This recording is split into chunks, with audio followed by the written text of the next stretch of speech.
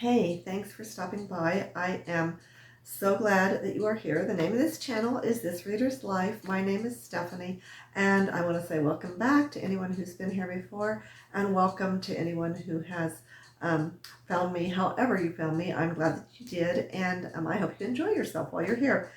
It is the end of July, and I'm going to do a wrap up of what for me was Jane Austen July. And I made up my mind at the beginning of July. There are different events that booktubers can do, and I just decided to kind of do a deep dive into Jane Austen and see if I could figure out why I wasn't completely enamored by her, because so many people like Jane Austen so much, and they've studied her, they've found out as much information about her as they can, which is a little hard to do, and they love her books, and they love every character. They keep track of everything, and I had read two books previous to July, and they were Pride and Prejudice, which I read quite some time ago, and the other one was Persuasion, and I really did like Persuasion a great deal. I enjoyed it. Um, I liked it, and I also watched I think it was I don't know if it was a movie. It was a movie, Persuasion, and I enjoyed it. And then the other book that I did read in July, specifically for Jane Austen July, was Sense and Sensibility, and I liked that book as well. To be real honest, I liked the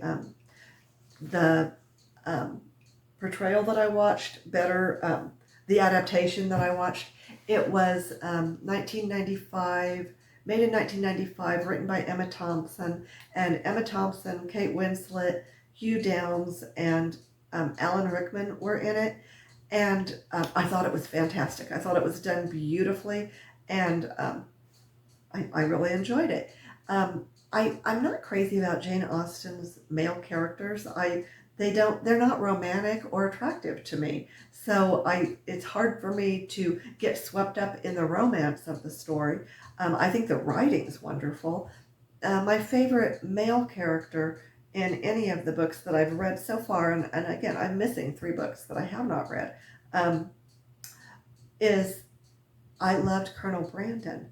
And I liked him in the book a lot, and I was so anxious to see how he came off when I watched the adaptation. And I thought he was wonderful. He was so emotionally mature and so understated, and a little older, a little more stable. And I loved that about him.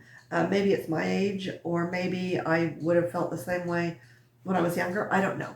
But Colonel Brandon was certainly a favorite of mine as far as Jane Austen July goes. My final word, so to speak, on Jane Austen is that I like her and what I read about her more than I like her writing, or more than I like her stories. Um, I do see the comedy in them. I do see that she had sort of a sarcastic, snide wit. Um, in reading her biography, I read Jane Austen. What is this? It's Jane Austen, A Life by Claire Tomalin, and I bought this book online because I really wanted a deep. I couldn't get it on through my library at the time, but I really wanted to do kind of a deep dive, and it was very well written, and I found it maybe just a little bit boring. Jane Austen, I think of her as a wallflower, as a very keen observer, and someone who didn't do as much in her life as she probably could have or should have, and I'm not quite sure why. She was highly intelligent, no doubt about that, and maybe she was a victim of the time, but there were other authors writing at that time who she admired. Um, so I find her.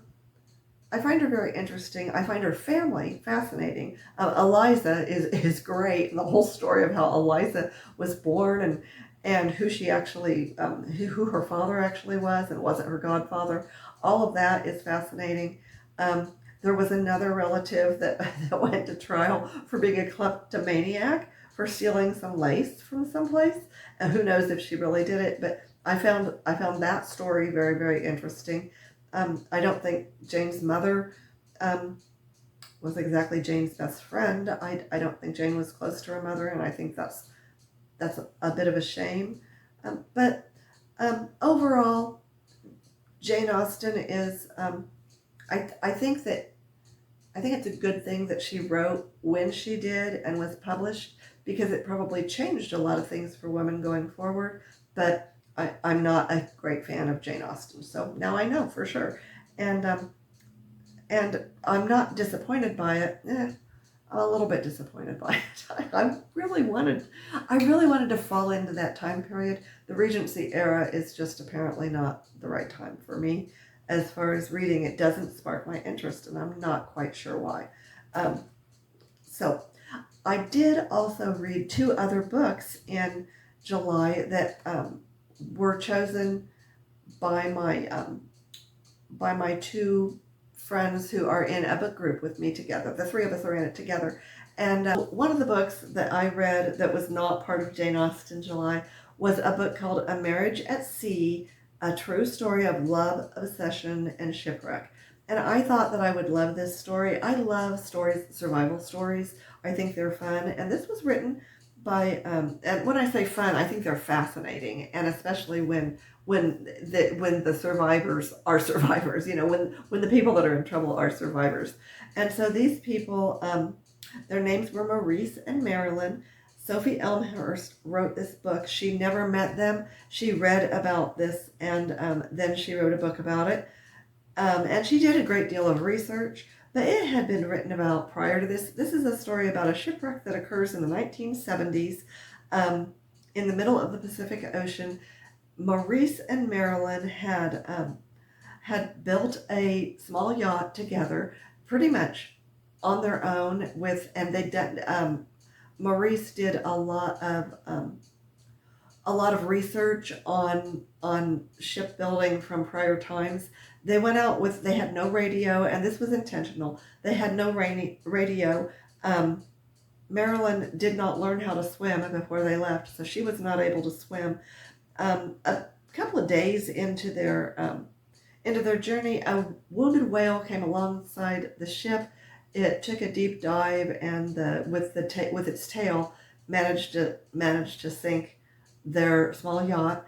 They were on a 4-foot raft pulling a 9-foot dinghy for 118 days, and this book talks about the strength of their partnership, and that the main driving force throughout it all was Marilyn, and that Maurice survived. He was very stubborn, and I think he was probably mentally ill, or at the very least possibly on the autism spectrum, Asperger's possibly, if you know what that is.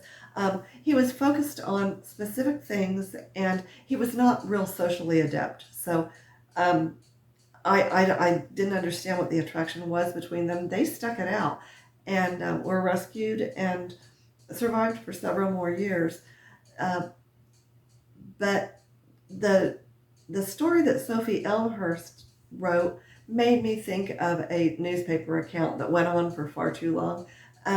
I just didn't enjoy it. It was on Goodreads. I think it got 3.8 stars, and I gave it 2 stars. And the whole story felt disconnected to me. I felt like you can't tell how other people were feeling when you don't know them, you didn't talk to them, and you weren't there. So I didn't enjoy this book at all, A Marriage at Sea. However, I did finish it and complete it, and all of us in my book group kind of felt the same. The personalities were hard to like. Then the other book that we read, which we haven't talked about yet, but I when it was suggested, I'm the one that fought against it and said, I do not like this type of story. I do not want to read it. And it was a book also published in 2024. And the name of the book is When the Cranes Fly South. And it's by, I'm not sure about how to pronounce her last name, but it's Lisa Ribson or Ribson or Ribzane. She is from the far north of Sweden. And this book is about Bo, an 89-year-old old man who is living in a northern Swedish town, and and he is on his own. His wife has Alzheimer's, and she is in a um, skilled nursing. She's in skilled nursing, and he doesn't visit her very often. His son's name is Hans, and Hans is I think he's in his 40s, maybe late 50s. He has a teenage daughter, so Bo has a granddaughter. But the main thing that Bo has is care. They call them carers, but it's caregivers who come to his home and fix him lunch and make sure that help him with his bathing.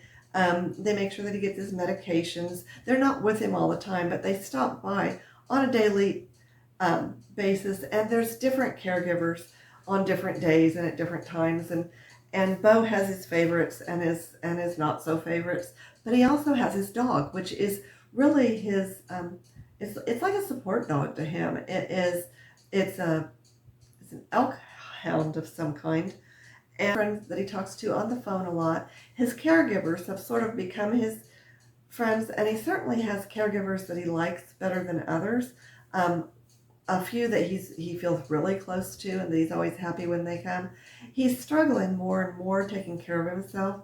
He has a dog named Sixten or 610. I don't know exactly how to pronounce it, but the dog is with him all the time, and his son Hans is concerned that the dog is not getting the care that it should get, and that because of Bo trying to take care of this dog, that he will end up getting hurt, and his mobility is changing, and he's just very close to end of life. And that's sort of the story is told mostly through Bo's point of view. There are some notes at the beginning of each chapter that are depict a note left by a caregiver or a note left by Hans for a caregiver, and it just says things about whether they took the dog for a walk or whether Bo was willing to take a shower that day, and just all kinds of little things. This story was so, it was like being inside of Bo's mind and understanding he slept a lot, he thought a lot. It was really what he had still was memories. He had regrets, he had good things that he remembered about his wife. He had things that were made him uncomfortable about his own father as he was being raised, and he thinks about the ways that probably directed the way that, or influenced the way that he interacted with his own son, and how many times that his wife was sort of the peacemaker between the three of them. So overall, this book wasn't sentimental, but it evoked a lot of sympathy in me and empathy, and I think anyone who is dealing with someone who is older, I think that the insight here is really, really helpful and really, really beautiful, and this man's relationship with his dog meant a lot to me, because I have a dog that I really, really love, but the realities of life as we age are really profound, and I loved the way that this portrayed that. I read another book not too long ago, and I'm trying to remember. The name of the book was Tinkers. It was by Paul Hardy, and it was very, very well received, and it was also about an old man in bed dying in his living room. It goes back to many of his memories and many of things from his childhood, things from his father's childhood. It's a very deep dive, and it's much more literary than When the Cranes Fly South.